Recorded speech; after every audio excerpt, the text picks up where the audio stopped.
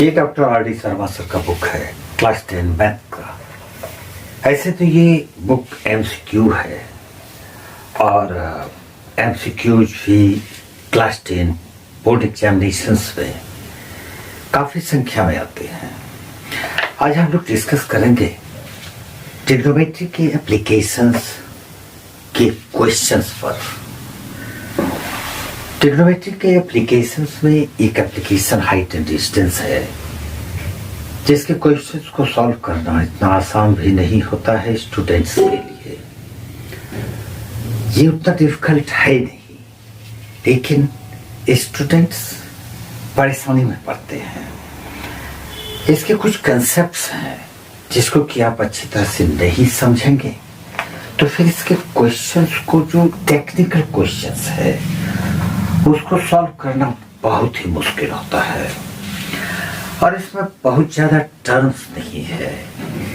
Angle of elevation और angle of depression, अगर आप इस दोनों को याद रखते हैं, समझते हैं और फिर टी रेशियोज आपको अच्छी तरह से याद है तो height and distance is no problem.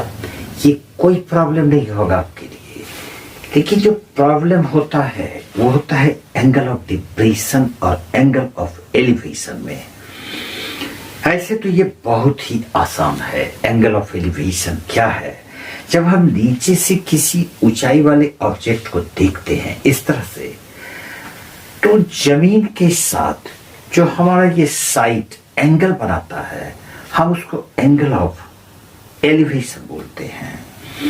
Depression का मतलब होता है आप जब नीचे के ऑब्जेक्ट को देखते हैं, किसी ऊंचाई पर इस वक्त आप हैं और जब आप नीचे देखते हैं तो वो एंगल ऑफ डिप्रेशन होता है। एंगल ऑफ डिप्रेशन के लिए जिस पॉइंट पर आप हैं उस पॉइंट से हॉरिजॉन्टल के पैरेलल एक लाइन खींच लो और वो जो इमेजिनरी लाइन है, वो इमेजिनरी लाइन आपके साइड के साथ जो एंगल बनाएगा वही एंगल ऑफ डिप्रेशन है। दूसरी तरह से अगर देखोगे तो angle of depression, angle of elevation numerically equal होते हैं। तो फिर ये क्वेश्चन आता है कि सर, जब एंगल ऑफ एलिवेशन और angle of depression numerically equal है तो फिर समस्या कहाँ है? समस्या होती है वहां पर समस्या होती है जबकि आपके पास इस तरह का क्वेश्चन होगा। दो बिल्डिंग्स है, स्ट्रीट है एक, उसके दोनों छोर पर, एंड पर दो बिल्डिंग्स है। दोनों बिल्डिंग्स हाइट में इक्वल नहीं है। अब एक बिल्डिंग से जब दूसरे बिल्डिंग के टॉप को देखते हैं तो एंगल ऑफ एलिवेशन होता है कब? जब आप छोटे बिल्डिंग के टॉप से बड़े बिल्डिंग के टॉप को देखोगे तो ये एंगल ऑफ एलिवेशन होगा। लेकिन जब आप बड़े वाले बिल्डिंग के टॉप से छोटे वाले बिल्डिंग के टॉप को देखोगे तो ये एंगल ऑफ डिप्रेशन होगा।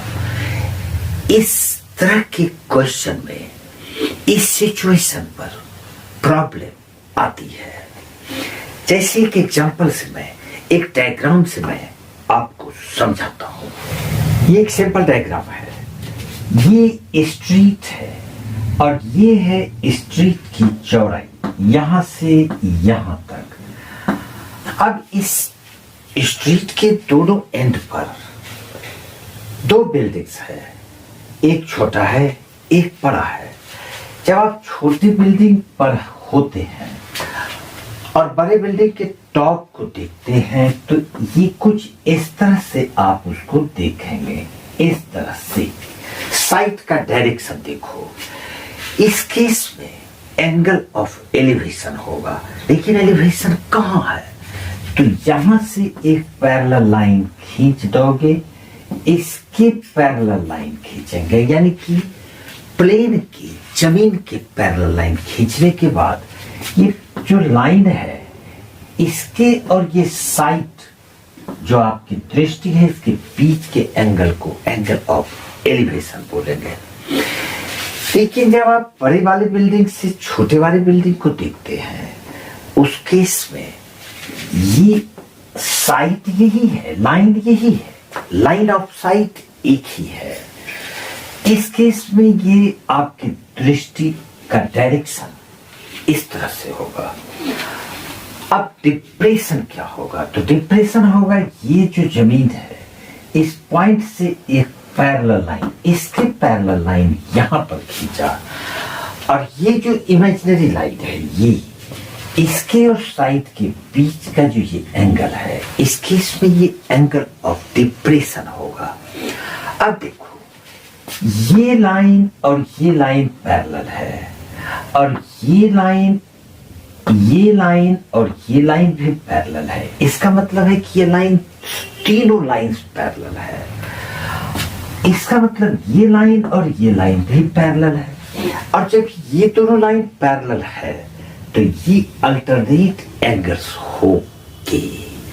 ये दोनों अल्टरनेट एंगल्स हैं, और अल्टरनेट एंगल्स इक्वल होती ही हैं। तो मैंने अभी कहा था कि एंगल ऑफ डिप्रेशन और angle of elevation numerically equal तो होते हैं, लेकिन क्वेश्चंस में जब ये दोनों रहते हैं तो प्रॉब्लम पैदा करते हैं। अब चलते हैं आर डी शर्मा सर की बुक के उस क्वेश्चन पर जिस पर आज हम लोग डिस्कस करेंगे। If the height of A flag staff is twice the height of the tower on which it is fixed, and the angle of elevation of the top of the tower as seen from a point on the ground is 30 degree, then angle of elevation of the top of the flagstaff as seen from the same point is, यानी उसी जगह से अगर हम flag staff को देखेंगे तो angle of elevation क्या होगा, डायग्राम में क्लियर करते हैं। ये भी एक टावर है, और इस टावर के टॉप पर ये फ्लैग स्टॉफ है। फ्लैग स्टॉफ झंडा है। इत्तेफाक से टावर के हाइट से फ्लैग स्टॉफ डबल हाइट का है। थोड़ा आश्चर्य लगता है, लेकिन क्वेश्चन है। तो अगर हम लोग हाइट ऑफ टावर h मान लेते हैं तो height of flag staff 2h हो जाएगा। अब ये जमीन पर एक पॉइंट P है।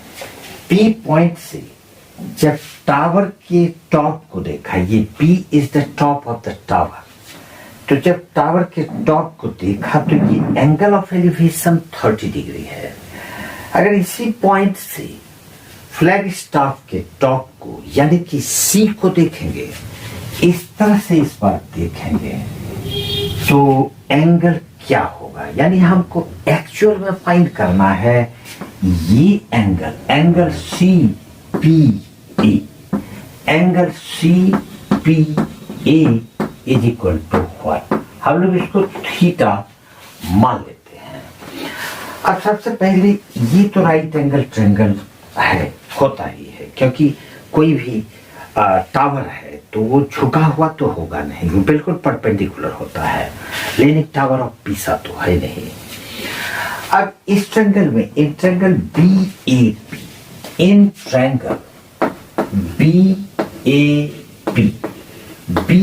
पी ट्रायंगल में हम लोगों के पास है B A by A P, B A by A P is equal to P by P, यानी कि tan 30 डिग्री।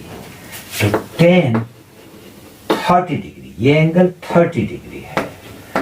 अब हम लोग BE को H मान लिए हैं, यहां पर ये H है, तो H बाय ये PA is equal to tan 30 1 by √3, cross multiply करेंगे तो PA is equal to H √3, और यूनिट इसका हम लोगों ने मीटर माना था।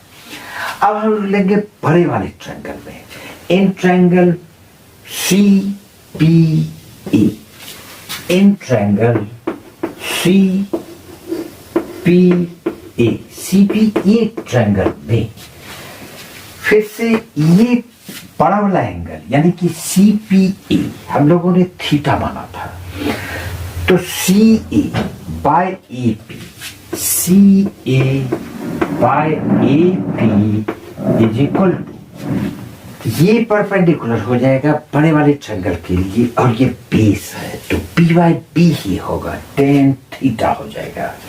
तो हम लोग इसको tan थीटा लेते हैं। CA यहां से यहां तक की हाइट है तो 2h प्लस h 3h लिखेंगे और बाय AP को हम लोग PA माने हैं और वो h√3 है, h√3 is equal to tan theta. That implies h cancel हो जाएगा 3 बाय √3, 3 को हम लोग √3 into √3 बाय √3 लिखेंगे is equal to tan theta. अब एक √3 कैंसिल कर देंगे तो बच जाता है √3 इक्वल टू tan थीटा। लेकिन tan में √3 कितना डिग्री होता है तो 60 डिग्री होता है, तो √3 के जगह पे हम लोग लिखेंगे tan 60 degree is equal to tan theta. दोनों तरफ tan कैंसिल कर देंगे तो theta is equal to 60 degree, therefore theta is equal to 60 degree. इसका मतलब उसी पॉइंट से जब फ्लैग स्टाफ के टॉप को देखेंगे तो एंगल ऑफ एलिवेशन इस केस में 30 डिग्री का डबल हो जाएगा यानी कि 60 डिग्री हो जाएगा।